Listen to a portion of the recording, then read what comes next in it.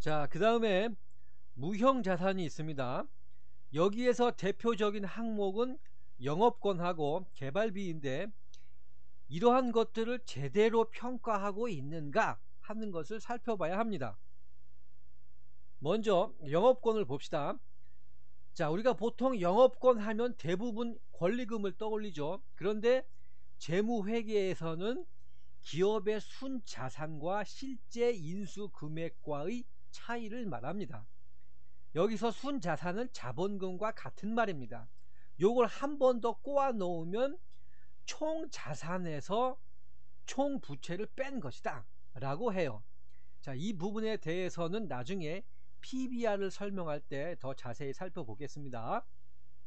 자, 하여간에 이 영업권의 예를 간단히 들어보자면, 자, 어떤 인수하려는 기업이 있는데 부채가 40억 원이고 자본금은 200억이라고 해봅시다. 이때 이 회사를 250억 원에 인수합병을 하게 되면 인수금액 250억과 자본금 200억의 차이인 50억 원이 바로 영업권에 해당됩니다. 자, 그런데 이러한 영업권은 실체가 없는 것이라서 제대로 파악하기가 쉽지 않습니다. 따라서 부풀려질 가능성이 많다는 거죠. 현실에서도 보면 인수합병 이후에 별다른 시너지 효과가 없는 경우가 많습니다. 성공 확률이 절반 정도에 불과하기 때문이죠.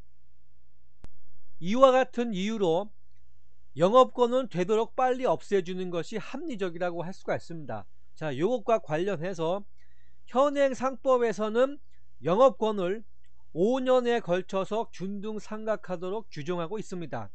자, 그리고 벤저민 그레이엄 같은 경우에는 아예 영업권이 없는 기업이 좋다라고 말을 하고 있어요. 자, 물론 1930년대하고 지금하고는 많은 차이가 있겠지만 하여간에 영업권이 과도하게 부풀려진 기업은 주의를 해야 합니다.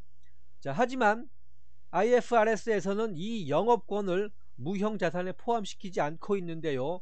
이 부분은 나중에 살펴보도록 하겠습니다. 다음으로 개발비에 대해서 알아봅시다. 자, 상식적으로 생각하면 개발비는 비용으로서 기업 외부로 빠져나가는 것인데 이게 왜 무형자산으로 분류가 될까요? 예?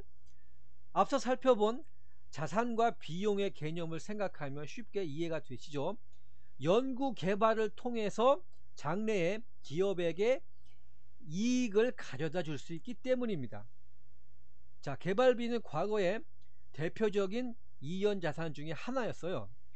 이연 자산은 나중에 상각 처리를 할 수가 있어요. 자, 그런데 개발비를 무형 자산으로 처리를 할 때에는 일정한 조건이 있습니다. 회계 기준에 보면 연구 과제별로 식별이 가능하고 미래의 경제적 효익을 가져다 줄 수 있는 경우에 한해서 자산으로 기재할 수 있다고 나와 있습니다. 상당히 애매하지요. 절대적인 기준이 없다는 얘기입니다. 자, 여기서 중요한 것은 개발비를 무형 자산으로 처리를 하면 5년에 걸쳐서 감가상각을 할 수 있게 된다는 점이에요. 자, 쉬운 예를 하나 들어볼게요. 워드 프로세서로 유명한 한글과 컴퓨터가 있습니다. 이 회사가 오피스 프로그램을 개발하기 위해서 경쟁사인 마이크로소프트의 제품을 구입했다고 합시다. 이 소프트웨어의 분석을 위해서 200억 원이 들었다고 할게요. 자, 이 경우 200억을 개발비로 처리를 하면 손익계산서에 아무런 영향이 없겠죠.